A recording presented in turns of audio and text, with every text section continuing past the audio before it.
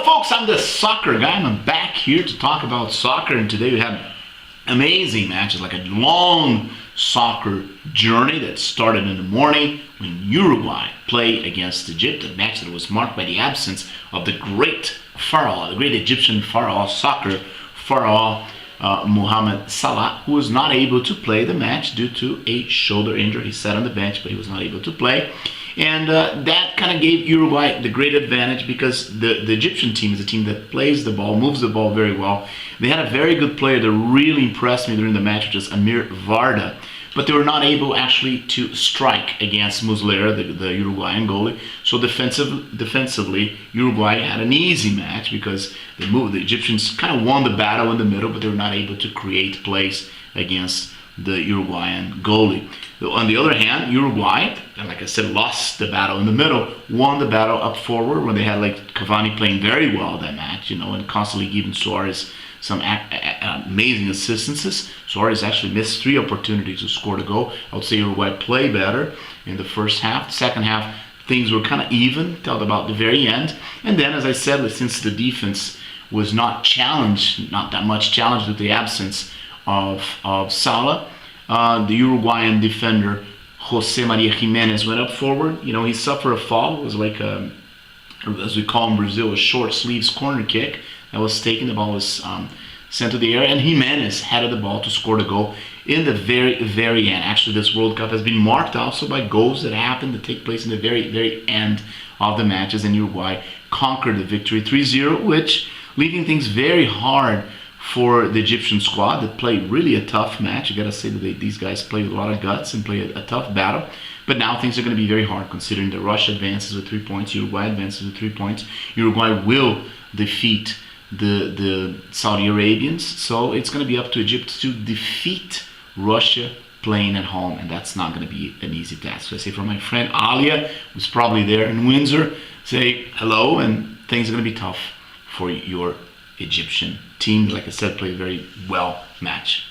Later on, we watch Morocco and Iran in an Islam battle played by these two solid teams. Like the Foreign Legion of Morocco start playing better than Iran. But as I said, Iran has a Portuguese coach, Carlos Queiroz, who's a very good coach, and he sort of like control things and organize his team in a way that Iran, who's a team that does not maybe have the individual quality that the Morocco's team, like most of the Morocco players play in Europe. The Iranian team is a little bit more modest as far as talent, but they were able to control the game, and in the end they almost scored a goal in the first half.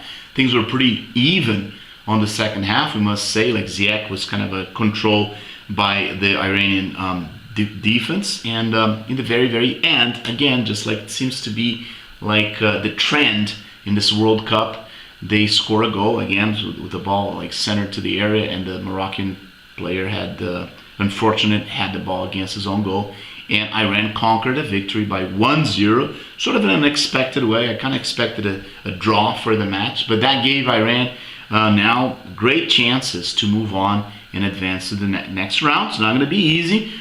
Portugal play against Spain. This was an amazing match, a phenomenal match that showed that Ronaldo, and I have said that Portugal depended solely on Ronaldo scoring goals. And like I said, they don't have Sanchez, who didn't come for this World Cup. They're the same players as before in the middle with Quaresma and Moutinho and that. And I predicted that would not be enough to stop the very strong Spanish squad. But actually Spain played very well. Spain play exactly what they're going to present this World Cup, moving the ball quite well, lots of skills, passing skills with Iniesta, with Isco, with David Silva. It is a phenomenal team from the midfield up to forward. Defensive, they show that they are quite weak, and Ronaldo took advantage. Right from the beginning, Ronaldo showed that he really wanted to play, coming back to get the ball, and dribbling a couple players from Spain and receiving a foul right in the beginning of the area there, the great area. That was a penalty. I think the defense, the defenders of Spain showed that they're very innocent and they're not playing well. Piqué really did not have a good match. But the Spanish squad controlled the match, they tie, and then Ronaldo once again scored a goal. So that was the trend. It was a very tough match, pretty much played between Spain against Cristiano Ronaldo. In the very end, Piqué made, again, an innocent foul, and he tied the match 3-all. Ronaldo had a hat trick, 3 goals. Something that he had not done in the previous World Cups. He didn't score many goals. Now he has 3 goals, and he might, he's already the leading striker of this World Cup, and he played very well, doing what he knows how to do. He's not a player that is going to get the ball from and make long passes and stuff like that, but he's a player who will finalize things. He's a guy who finishes very well, and that's what he did. That's what he's there for, and that's what he did. And congratulations to Cristiano Ronaldo. Like, I didn't really believe that he was going to play that well, but he did. And if he does that, then Portugal has an advantage. Once again, Spain will probably qualify still as number 1 in this group. And Portugal now has good chances. This was a very important point with that draw that Portugal got it, because they're going to have 2 tough matches against Iran and Morocco on the next 2 matches. Today we have 4 games. We're going to start in the morning with France and Australia, and I think this is going to be a great test for the French team, which is sort of like a team made by immigrants.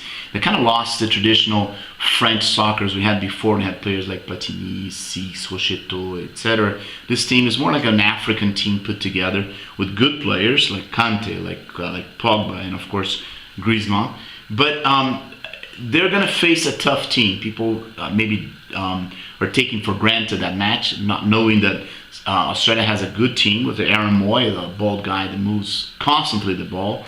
It's sort of like the motor, the engine of the team. They have Cahill, which is a crocodile Dundee in Australia, the guy who scores the goals in number 4. And they also have Cruz, who's a guy who's a playmaker. Robbie Cruz is a playmaker in the Australian team. So I predicted a very tough test for France. I would choose France as a favorite to win that match, but with a lot of reservations. Then the second match is going to be Peru and Denmark, and I like to say hello to the family Soto, the Peruvian family, which is, I'm very fond of them.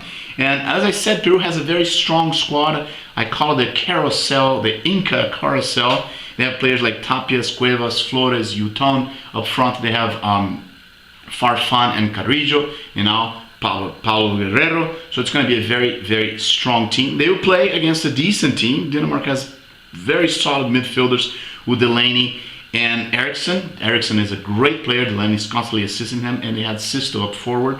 So Denmark and Peru promise to be a very, very good match.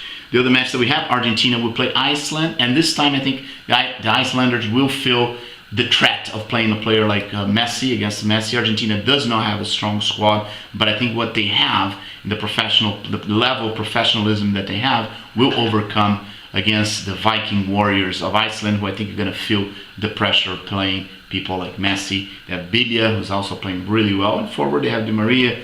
I don't really like the forward line of Argentina. I don't like the defense. I don't like the goalie. I don't think Argentina will go very far in this World Cup, but I do believe that they will qualify, and I do believe they will crush the Icelanders later on today. And finally, we have Croatia against Nigeria. This is going to be the match against skills, against power. Technique against physical force. I would favor the Nigerians. Nigeria has a very strong squad. They have Victor Musa, who's an amazing player, number 11. Number 18, Alex Iwobi, is a player that I'm also very fond of. But we've got to remember that Croatia has players such as Rakitic, Modric, and many good players in the team that plays the characteristics of having excellent skills and so on. So these are my commentaries and my expectations for today. And I hope you have a great soccer day, a long soccer journey for today with 4 great matches. I'll see you